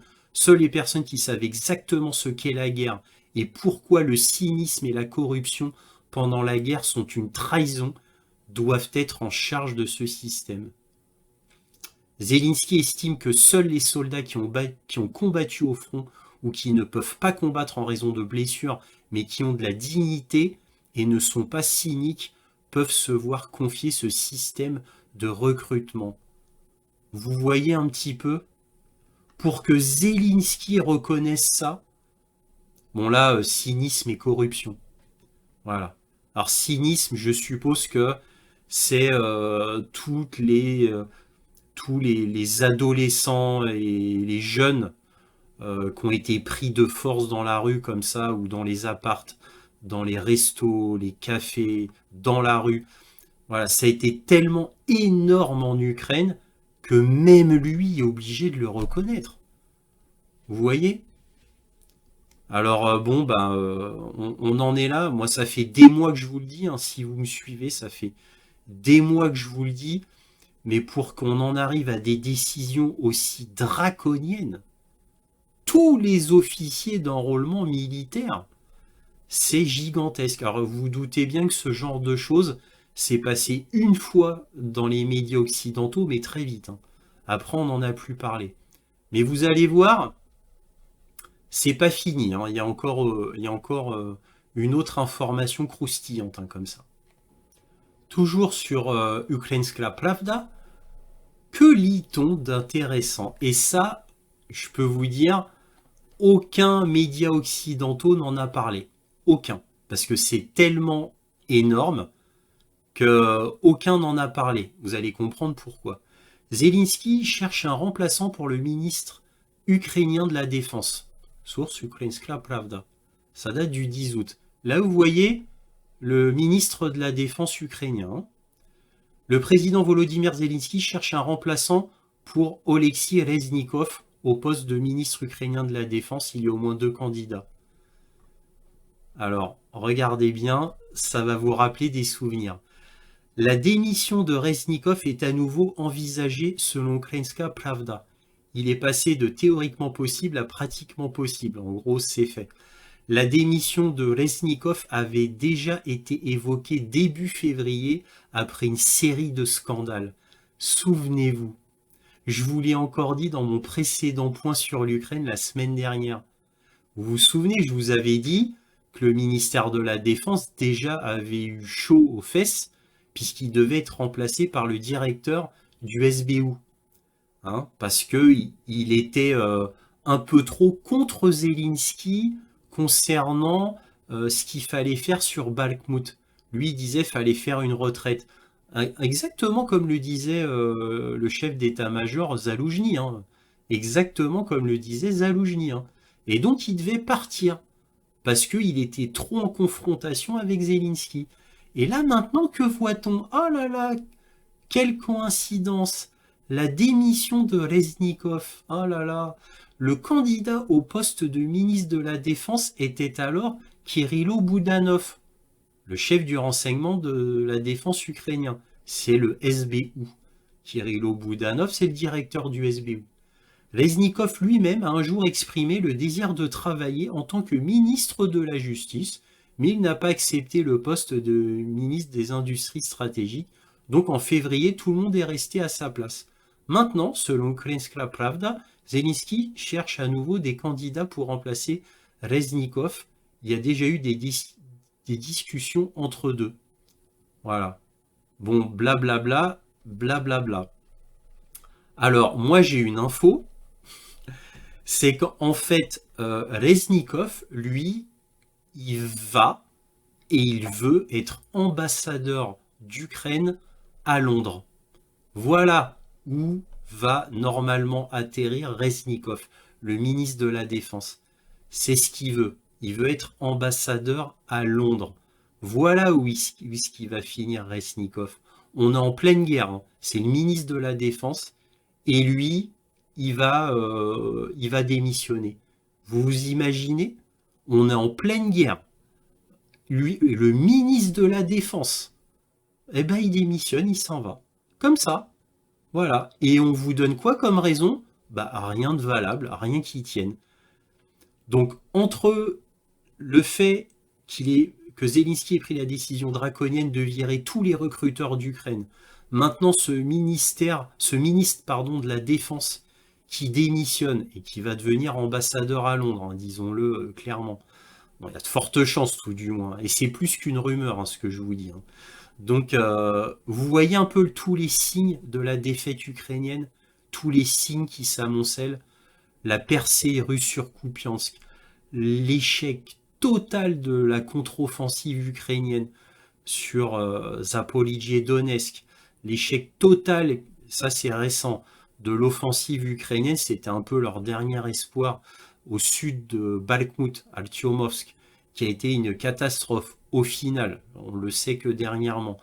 Donc il y a des pertes colossales ukrainiennes, tout s'ajoute, bon je vais vous en parler un peu plus dans la conclusion, mais vous avez vu là ces infos sont très édifiantes et aussi très éloquentes.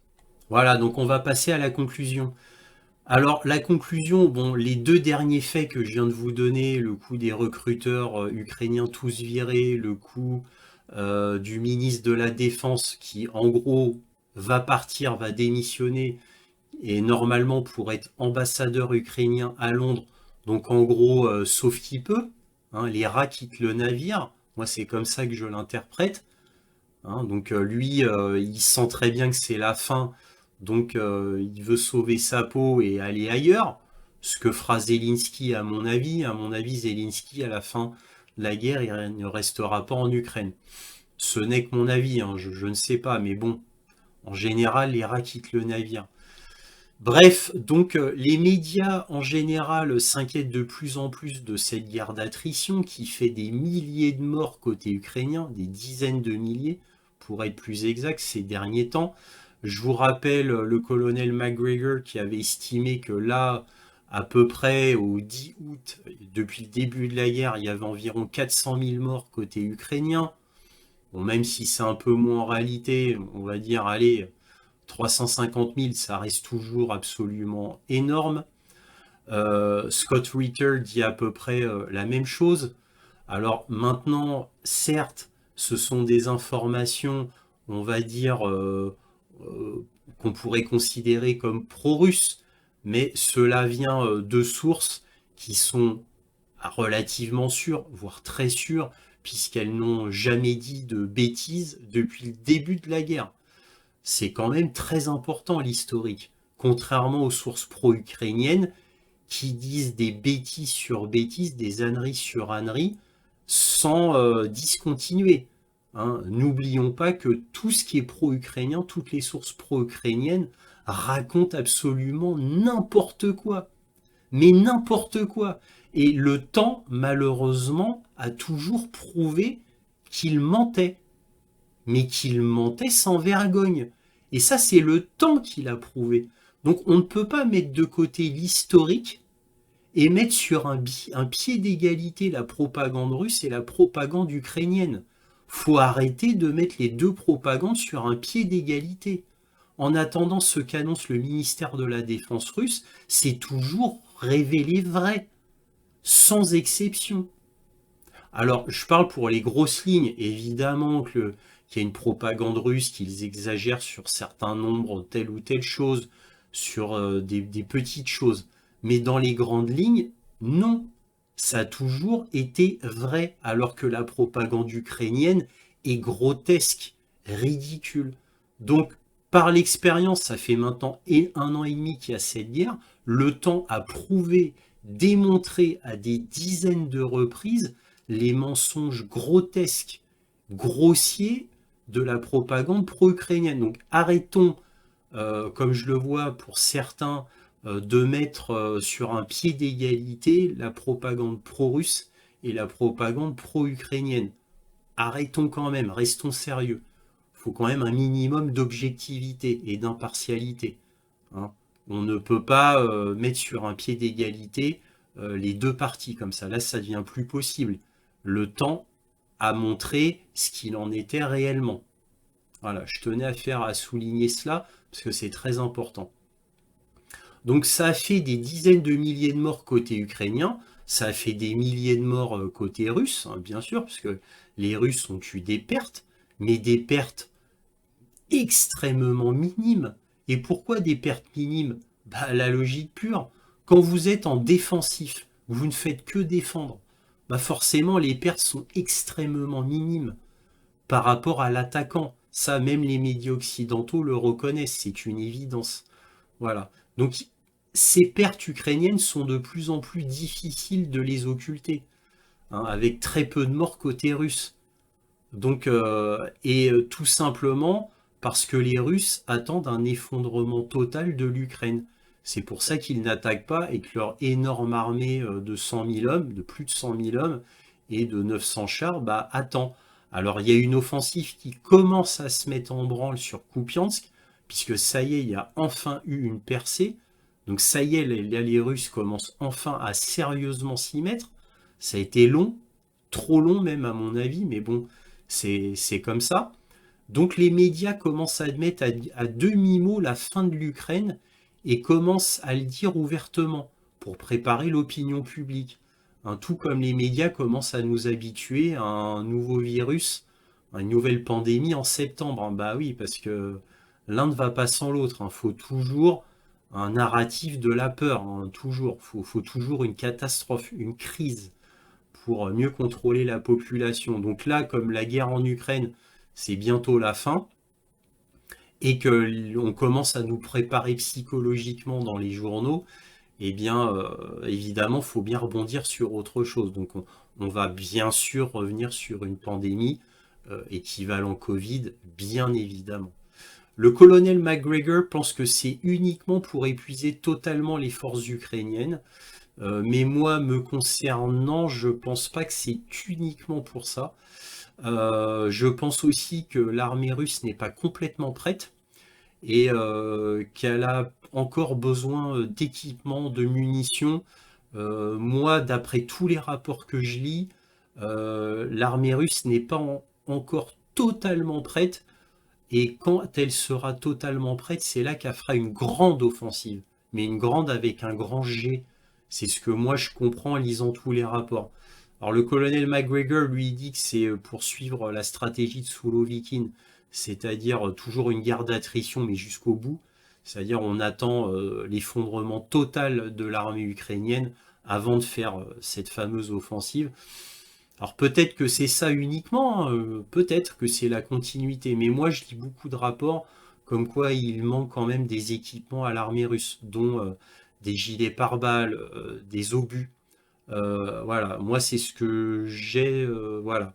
Alors c'est un sentiment, puisqu'évidemment je vois beaucoup de rapports qui disent telle ou telle chose, mais il y a des rapports, c'est pas forcément la vérité, bien évidemment, parce que ce sont des blogueurs russes, principalement, évidemment, et quelques blogueurs, gros blogueurs américains qui s'y connaissent, dont évidemment le colonel McGregor, Scott Ritter, Brian Berletic et autres.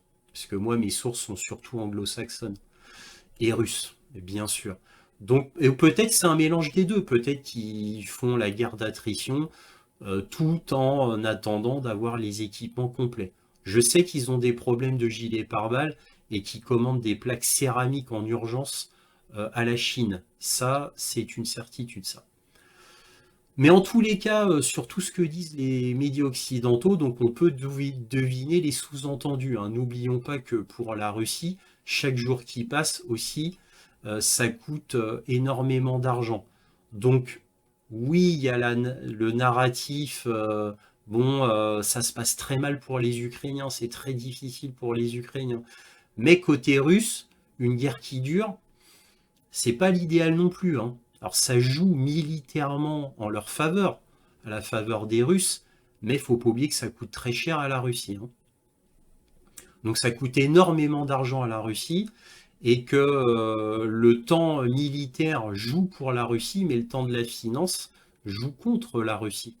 Alors même si là les cours du pétrole ont augmenté grâce à ce qu'a fait MBS en diminuant encore le volume de pétrole distribué au monde et le fait que les Russes ont quasiment entièrement arrêté leur prix bradé de pétrole à la Chine et à l'Inde.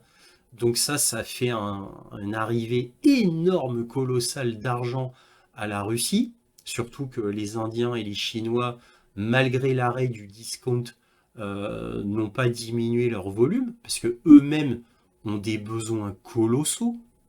Donc ça avantage la Russie, mais ça coûte quand même, la guerre coûte énormément à la Russie, ça saigne le pays, il ne faut quand même pas l'oublier, hein. Enfin, nous voyons depuis toujours dans les médias occidentaux les journalistes qui prennent leur désir, leur espoir pour des réalités, sans même penser un instant au ridicule de leur grotesque analyse que seuls les plus ignorants et les plus naïfs croient, et sans penser un instant aussi à ce que vont penser les auditeurs quand ces derniers verront les faits sur les mensonges et la propagande gigantesque de ces journalistes, qui, n'en doutez pas, n'auront aucun problème de conscience et continueront, comme si de rien n'était, à déblatérer leurs informations dictées par la ligne éditoriale, bien évidemment, comme si de rien n'était. Ces journalistes, ces consultants experts de l'Ukraine, ces colonels et généraux de plateau télé, ayant pendant 1 an et demi étalé leur ignorance, leur incompétence et leur stupidité devant des millions de téléspectateurs, parfois en se ridiculisant aux yeux de tous, sans même qu'ils en aient conscience, bien évidemment, mais tout ça n'a aucune importance, car tout ce qui a été dit pendant la guerre passera, comme les terribles mensonges médiatiques sur la guerre de Yougoslavie, de l'Irak, de la Libye, de la Syrie, du Yémen, du Venezuela, etc. Et tout continuera comme avant. Et ces médias spécialistes du média mensonge mentiront aussi par omission, en occultant avec une grande rigueur et constamment les véritables héros de la vraie information, comme par exemple Julian Assange et Edward Snowden, qu'on ignore vraiment universellement dans les médias, bien évidemment, car il ne faut surtout pas parler d'eux, ils sont beaucoup trop dangereux, voilà, alors que pourtant ce sont des journalistes, quoi. Julian Assange était un journaliste, voilà, que normalement les médias devraient défendre bec et ongle, mais non, les médias les méprisent et n'en parlent pas. évidemment, les médias ont eu leur ordre. Et pour les francophones, n'oublions pas le grand reporter Michel Collomb, grand reporter belge, mais qui est très important pour le monde francophone, puisqu'il est un des très rares connus à donner de la vraie information. Voilà, bon, j'en finis là, j'ai été encore beaucoup trop long. Mais bon, c'est comme ça, j'ai tellement d'infos à vous donner. Et maintenant, nous allons voir la carte militaire. Alors voici la carte militaire. Ça, c'est la carte militaire mise à jour par les Ukrainiens, donc qui est bien à jour, mais côté ukrainien. Attention, je répète, côté ukrainien, mais elle est vraiment pas précise. Là, je voulais vous montrer les deux ponts qui ont été touchés. Malheureusement, je ne le peux pas. Alors, je vais aller sur mon ancienne carte qui était arrêtée d'être à jour au 24 juin, qui est beaucoup mieux parce que c'est basé sur une carte Google. Et là, je vais vous montrer les deux ponts qui ont été touchés. Donc voilà, donc là, les deux ponts, c'est ici. Là, Chonard, le pont, et l'autre pont qui est Yenechesk, voilà, qui est ici. Voilà. Donc ça, c'est les deux ponts ici et ici qui ont été touchés. Donc par des Storm Shadow. Donc ça, c'était mon ancienne carte. Alors pour rappel, la dernière fois, je vous avais dit que sur le port de Novorossiysk, il y avait un bâtiment de guerre, un bateau de débarquement militaire qui a été touché par un drone naval britannique. Bon, il y a eu des dégâts, mais rien de grave. Et ici, dans cette zone-là, un pétrolier russe a été touché par un drone pareil naval, mais qui a fait encore moins de dégâts. Donc c'est pas grave, c'est ennuyeux, mais c'est pas grave. Voilà ce qu'on pouvait dire en général côté mer Noire et côté pont. On va revenir à la carte militaire à jour. Alors, que s'est-il passé? Eh bien, en fait, rien, rien de bien nouveau. Bon, ici, je vous ai dit qu'il y avait eu une tentative de traversée du Dniepr par un commando assez nombreux d'ailleurs ukrainiens, mais ils se sont fait arrêter. Donc ça, je vous en ai déjà parlé. Donc c'était ici au-dessus de Kherson. Alors d'habitude, c'était ici, puisque le pont d'Antonovski est ici.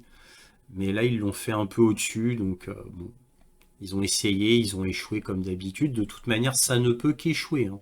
C'est impossible que ça réussisse. Mais bon, encore une fois, je vous l'ai dit plein de fois, c'est de la communication. Là où ça chauffe vraiment, où il se passe des choses, c'est sur là présentement deux fronts. Alors le front Zaporijie-Donetsk, bien sûr. Donc, et là où il y a, on va dire, des tentatives ukrainiennes importantes, c'est sur Ocherov. C'est là où il y a les tentatives les plus importantes. Bon, c'est une carte ukrainienne, hein. Évidemment, ils n'ont pas fait une percée de tout ça, hein. C'est ridicule, mais bon, c'est comme ça. Je rappelle que tout ça, c'est de la zone grise, hein. Tout ça, c'est de la zone grise. Alors, c'est plus ou moins réel. Là, même les zones russes, hein, ça s'en va et ça revient, hein. Faut pas oublier que ça, c'est une zone typique, hein, dans le sens de retraite russe pour ensuite bombarder et revenir. Cela dit, effectivement, il y a eu une avancée ukrainienne ici, ça c'est vrai. Effectivement, ils ont fait une grosse avancée sur Ocherov, mais c'est une avancée qu'ils n'ont pas tenue. Donc ils ont avancé jusque-là, mais ils sont repartis. Alors ils reviennent, voilà. Mais sauf que dans les médias et ici sur la carte, ils vous montrent comme si le terrain était tenu. En fait, non. Tout ça devrait être rose, normalement, côté russe.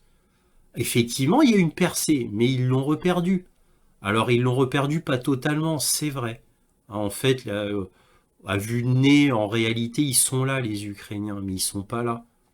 Voilà. à vue de nez. C'est ce que moi je lis sur les rapports sur le terrain.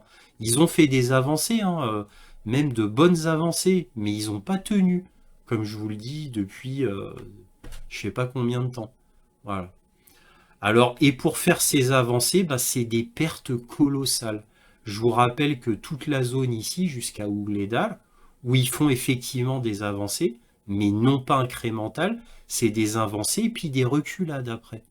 Mais pour faire ces avancées, pour qu'ils puissent dire on a fait des avancées, bah, c'est des pertes en matériel colossales. Et surtout des pertes en hommes colossales. Dans mon précédent point militaire, je vous ai dit ben, que les cimetières ukrainiens sont tellement énormes qu'on doit les agrandir constamment et qu'on doit déterrer tous les morts qui étaient juste après la Seconde Guerre mondiale ou pendant la Seconde Guerre mondiale. Il a fallu les déterrer pour mettre les nouveaux morts. Et c'est comme ça partout en Ukraine. Et ça, c'est pas moi qui le dis, hein, c'était le New York Times. Hein. Voilà. Donc ici, il y a eu des avancées ukrainiennes, c'est vrai, ils ont fait des petites avancées, mais bon, ils ne tiennent rien, ils ne tiennent jamais rien. Ce sont des avancées, mais qu'ils reperdent. Alors, l'avantage, c'est que ils ne repèrent pas entièrement leurs avancées, ils n'en repèrent qu'une partie, c'est vrai, mais ils en repèrent une bonne partie. Sur la forteresse Ougledal, rien n'a changé. Sur la forteresse de Marinka, qui est quasiment... Voilà, les Russes n'arrivent pas à avancer. Il y a toujours la banlieue ouest qui font qu'ils n'arrivent pas à avancer. Alors, franchement, maintenant, je peux dire que c'est vraiment la guerre d'attrition. Ils ont reçu l'ordre de ne pas avancer, tout simplement. Parce que les forces ici ukrainiennes sont pas très importantes. Donc, ils ont reçu l'ordre de ne pas avancer pour faire la guerre d'attrition. Sur la grande forteresse d'Avdiivka, qui va être le gros morceau pour les Russes, ça n'a rien à bouger. Donc, encore une fois, ils attendent que les Ukrainiens à l'intérieur soient complètement épuisés pour y aller. Hein. Pourquoi risqueraient-ils leurs soldats alors qu'il leur suffit de les épuiser? Autre grosse, on peut pas dire une forteresse, là c'est plutôt un terrain énorme, c'est du côté de Siversk, mais rien n'a bougé. Les Russes n'ont rien fait, ils n'ont rien accompli du tout. Même si évidemment leur but c'est d'avancer vers Liman, hein, Krasny Liman en russe. Ça c'est leur but hein, depuis toujours, je vous le répète depuis des mois, je répète toujours la même chose. Sur tout le flanc ici, rien n'a bougé. Vous inquiétez pas, je vais vous parler de Bakhmut, bien sûr. Et évidemment, là où il s'est passé des choses, et je vais finir là-dessus, c'est sur Kupiansk, ici, et Bakhmut. Alors, pour Bakhmut, là, il s'est passé des petites choses. Alors, en fait, là où il y a eu, où ils essayent, les Ukrainiens, de faire une avancée, c'est ici. Donc ils ont arrêté d'essayer de faire une avancée ici. Maintenant, ils ont décidé ici. Donc ça, c'est nouveau. Évidemment, je vous le dis tout de suite, ils se sont cassés les dents. Hein. Ils se sont cassés les dents. Eux, leur rêve, c'est de reprendre Soledar. Évidemment, ils n'y arriveront pas, surtout pas maintenant, puisque là, dernièrement, ils se sont fait massacrer sur le nord. Mais là où c'est intéressant, c'est qu'ils avaient fait, les Ukrainiens s'étaient bien battus farouchement sur 3 fronts du sud, ici, ici et ici, où ils avaient fait d'assez bonnes avancées, j'ai envie de vous dire de quelques kilomètres, tout du moins dans cette zone-là, et ils n'avaient pas perdu du terrain. Ils ne l'avaient pas reperdu comme d'habitude. Donc c'était assez important à dire.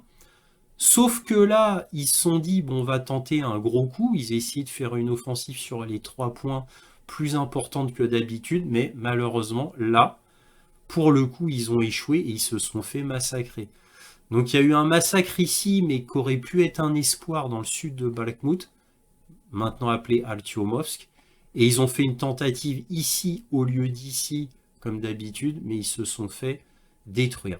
Voilà. Donc là, on en vient au dernier point important, c'est la grande avancée sur Kupiansk. Je vous rappelle, c'est une carte ukrainienne. En fait, les Russes sont ici, bien évidemment. Donc aux dernières nouvelles, et c'est admis maintenant dans les journaux occidentaux, ils seraient environ à 7 km de Kupiansk, ce qui est vraiment à côté, dans le sens la vraie armée. Et la grosse armée, je vous rappelle, elle est dans cette zone-là.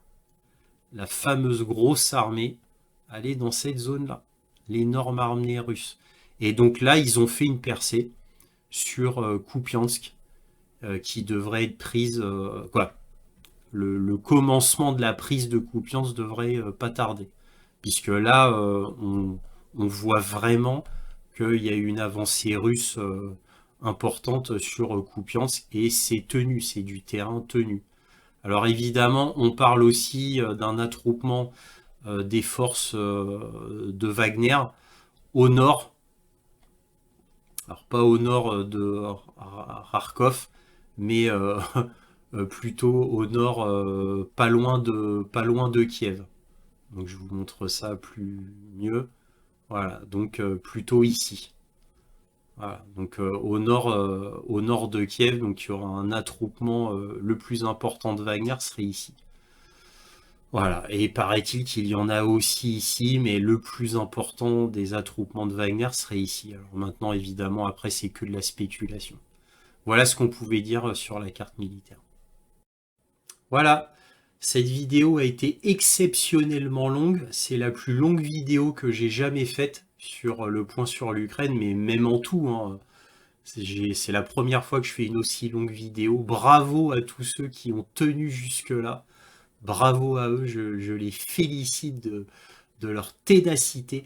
En tous les cas, si cette vidéo vous a plu, un petit pouce, un abonnement, un commentaire, c'est important pour moi, et éventuellement un petit don, lien dans la description, cela m'aide à publier régulièrement.